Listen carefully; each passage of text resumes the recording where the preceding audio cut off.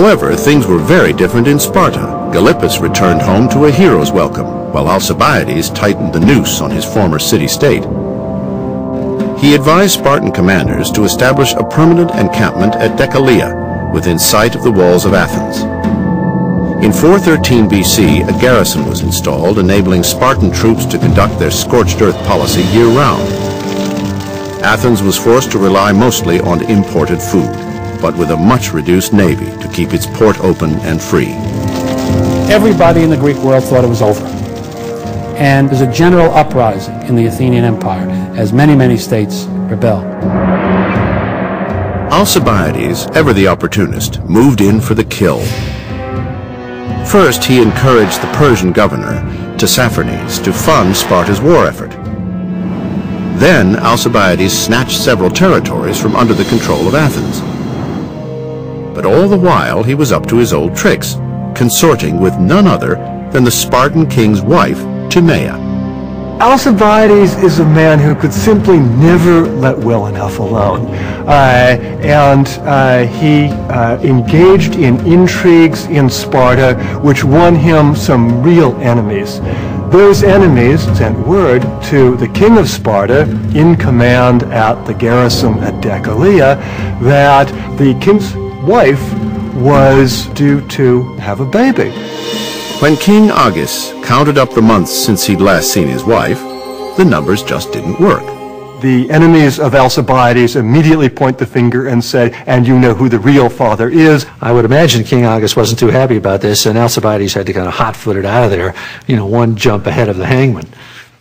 And so now, having turned his coat and gone to Sparta, he now does it again, but he can't go to Athens. He's an outlaw in Athens with a price on his head. Any Spartan gets hold of him is going to kill him. Only one place to go, Persia. And so the chameleon known as Alcibiades, condemned to death in both Athens and Sparta, changed colors again. What sort of a character can go from one defecting from his own people to their arch enemy, then defect to another enemy? What kind of a person can do that? Fate, it seems, wasn't done with Alcibiades, and neither were the Spartans. The audacious general had another trick up his sleeve, a bold maneuver even by his standards. But would it work?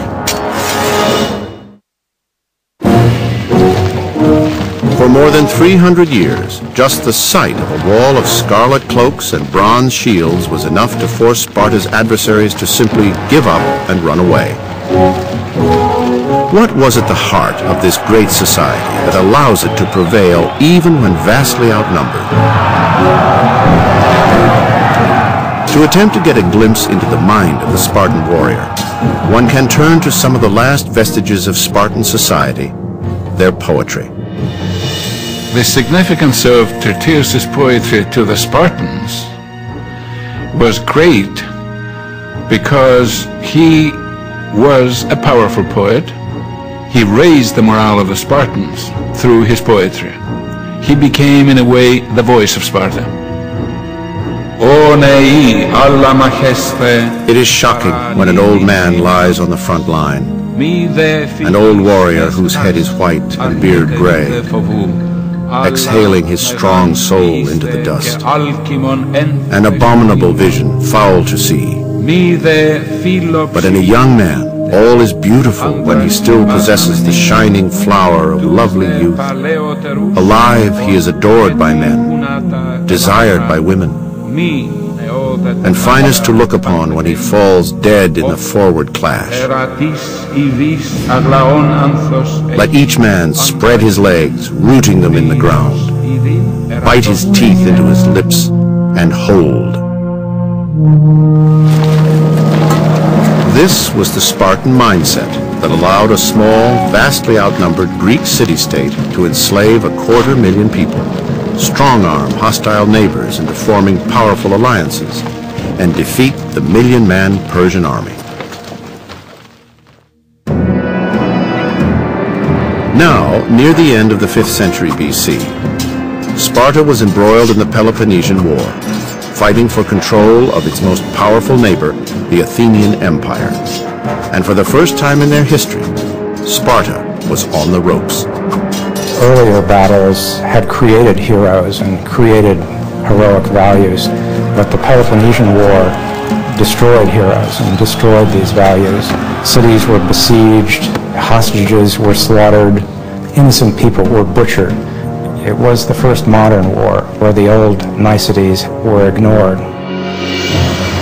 In order for Sparta to prevail in this new kind of war, they needed a larger, more powerful navy. In order to get that navy, Sparta needed something that it had never had before: money. For funding, the fledgling Spartan fleet turned to the only power that despised Athens more than Sparta did: Persia. Persia considers an alliance, but is dissuaded by its newest tactical advisor. He is none other than Alcibiades, the same man who had been Sparta's staunchest supporter for the previous 2 years. He's always pushing the envelope. He is always doing that which is forbidden.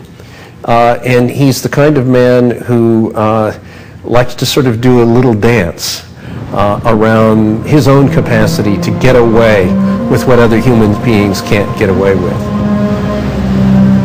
With the ear of Tissaphernes, the Persian governor of Asia Minor, Alcibiades, the legendary Athenian turned Spartan, was now on his third side of a two-sided war.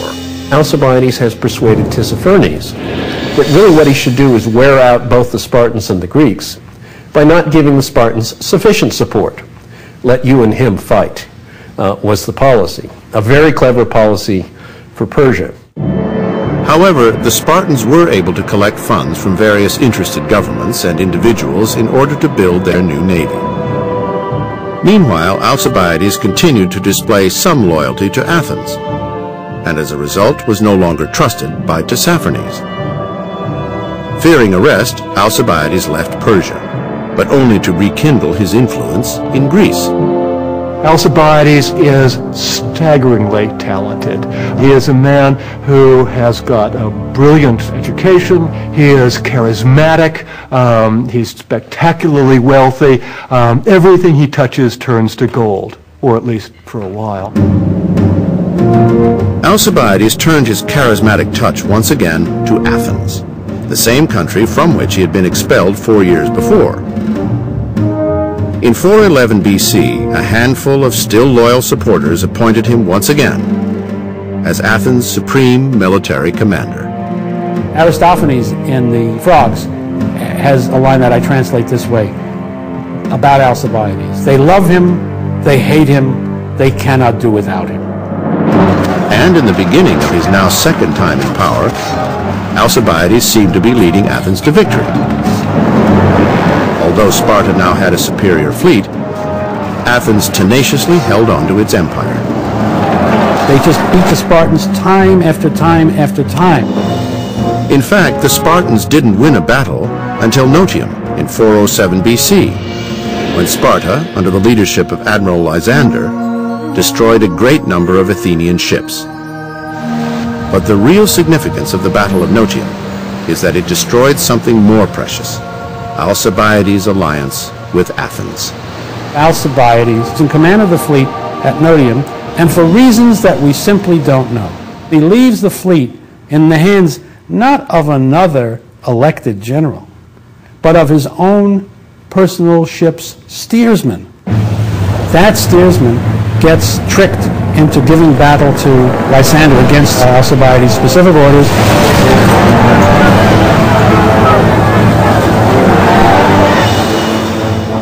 The Athenians are defeated and almost finished off. So after that, Alcibiades can never come back to Athens again.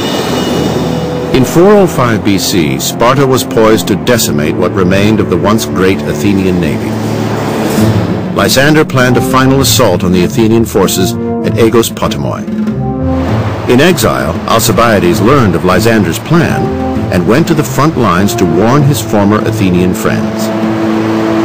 When he was deposed, the Athenians went into the toilet, and then finally at the last gasp, he came back with the advice that would have saved them, which they ignored. They refused to listen to him. We don't, after all, Alcibiades, you're not a terribly trustworthy character, which he was not. He was right in this case, however. The Athenians lose.